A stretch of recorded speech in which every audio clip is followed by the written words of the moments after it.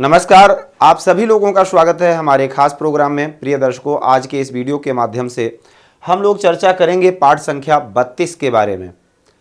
क्रमबद्ध तरीके से अगर आप पाठ को अध्ययन कर रहे हैं, निश्चित है ज्योतिष सरलता से आपके समझ में आ रहा होगा। आज के इस वीडियो के माध्यम से हम लोग जानेंगे ग्रहों के कारकांश के बारे में। कौन सा ग्रह किस चीज़ का कारक है, क्या विचार करते हैं, ग्रहों से किन किन चीज़ों का विचार करते हैं। एक शब्दों में बड़ी बातें आपको समझनी है। सबसे पहले नंबर पर ग्रहों के राजा सूर्य। सूर्य से हम क्या विचार करेंगे? सूर्य किसके कारक हैं? सूर्य आत्मा के कारक हैं। अब आत्मा से हम क्या क्या विचार कर सकते हैं? जैसे कि अनुशासन की बात कर सकते हैं। सूर्य आत्म सम्मान की बात करते हैं, आत्म सम्मान के कारक हैं। आत्मबल के कारक हैं। हमारा आत्मबल, मनोबल।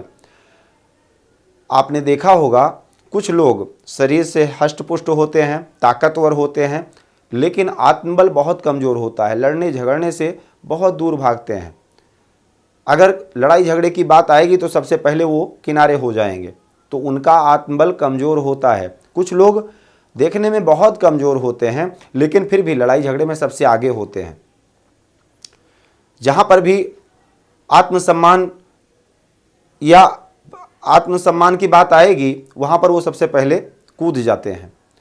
सूर्य अनुशासन में है, यानी एक निश्चित समय पर एक मर्यादा है, एक अनुशासन है। एक निश्चित समय पर सूर्य उदय होते हैं, एक निश्चित समय पर अस्त हो जाते हैं। आत्मा के कारक हैं। आत्मा भी एक अनुशासित है, एक निश्चित समय पर शरीर में प्रवेश करती है और एक निश्चित समय पर शरीर को छोड़ देती है। उसको इससे मतलब नहीं है कि इसमें इसके बच्चे छोटे हैं, कोई कमाने वाला नहीं है, या परिवार में नाना प्रकार की परेशानियां हैं, अभी कुछ दिन और छोड़ देना चाहिए और रहना चाहिए। कोई मतलब नहीं है।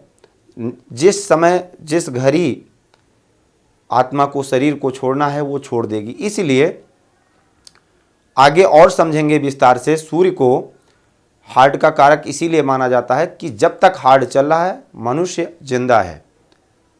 आत्मा के कारक सूर्य हैं, तो आत्मा से संबंधित, आत्मसम्मान से संबंधित, आत्मबल से संबंधित, स्वाभिमान से संबंधित, प्रतिष्ठा से संबंधित, यश कीर्ति से संबंधित, जैसे हम रहें या ना रहें सूर्य रहेगा।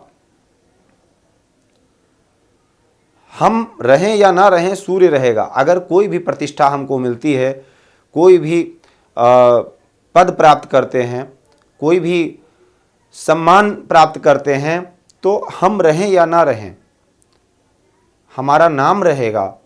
कोई भी मंदिर, देवालय, नाम से संबंधित अगर बात होती है, अगर हम उसकी प्रतिष्ठा करवा करके जाते हैं, बनवा करके चले जाते हैं, तो हम रहें या ना रहें वो रहेगा। इसलिए उसका भी विचार सूर्य से ही करते हैं।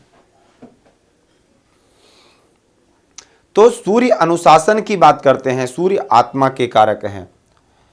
दूसरे नंबर पर चंद्रमा की अगर बात करें तो चंद्रमा से मन का विचार करते हैं। चंद्रमा मन के कारक हैं। मन कैसा है? मन कुंठित है या मन प्रफुल्लित है? इस समय मन परेशान है या खुश है? इसका विचार चंद्रमा से करेंगे। परिवर्तन, चंचलता, ये सब चंद्रमा के अंदर गुण है।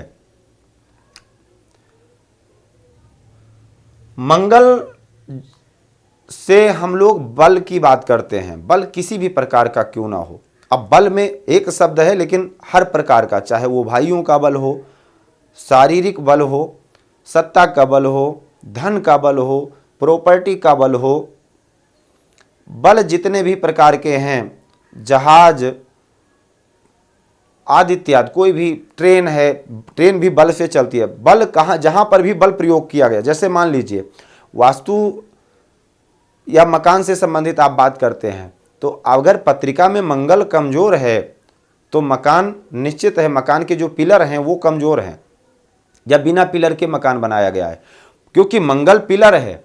मंगल पिलर है, और पिलर पर जो मकान निर्माण किए जाते हैं उसका विचार अगर करना है तो मंगल से कीजिए। मकान कितना मजबूत है, तो जहां पर भी बल की बात आएगी उसका विचार मंगल से करेंगे। बुध से हम लोग बुद्धि का विचार करते हैं, बुद्धि कितनी है इसका विचार बुध से करेंगे। विज्ञान की बात बुध से करेंगे, गणित की बात बुध से करेंगे, व्यापार की बात, व्यापार के भी कारक बुध हैं। गुरु ज्ञान के कारक जरूर हैं, लेकिन जब बुद्धि नहीं तो ज्ञान कहां। तो बुद्ध से हम किसी भी प्रकार की, चाहे कहीं पर भी बुद्धि का प्रयोग किया गया हो, बुद्धि की अगर बात करेंगे तो बुद्ध से करेंगे। तो आज के इस वीडियो के माध्यम से हम लोग जानेंगे केवल 4 ग्रहों के कारकांश के बारे में। अगले वीडियो में आगे ग्रहों की चर्चा होगी। हम आपसे यही कहेंगे कि 10-15 मिनट का पाठ होता है, आप प्रतिदिन अगर पाठ को अध्ययन करते रहेंगे, क्रमबद्ध तरीके से पाठ को अध्ययन करेंगे, निश्चित है बहुत ही सरलता से और आपको फलित ज्योतिष आ जाएगा। और अगर कोई भी दिक्कत होती है आप पूछ सकते हैं, पत्रिका का फलादेश भी करवा सकते हैं, स्क्रीन पर दिए गए नंबर पर बात कर सकते हैं। आप सभी लोगों का बहुत बहुत धन्यवाद। जय सिया राम, जय सीताराम। भूमि, भवन, वाहन, धन संपत्ति, शादी, व्यापार एवं संतान आदि से संबंधित समस्याओं से हैं परेशान और चाहते हैं उसका संपूर्ण निदान, तो ज्योतिर्विद अमरीश तिवारी जी से तुरंत संपर्क करें। हमारे संपर्क सूत्र हैं 9718504998। हमारे यहाँ वैदिक ब्राह्मणों के द्वारा सभी प्रकार के पूजा पाठ, कर्मकांड, यज्ञ अनुष्ठान, विवाह, गृह कलेश, काल सर्पदोष व नवग्रहों की पूजा आदि कराई जाती है। हमारे यहाँ सभी प्रकार के यंत्र, राशि रत्न, कवच, जन्मपत्री एवं रुद्राक्ष सिद्ध किए जाते हैं।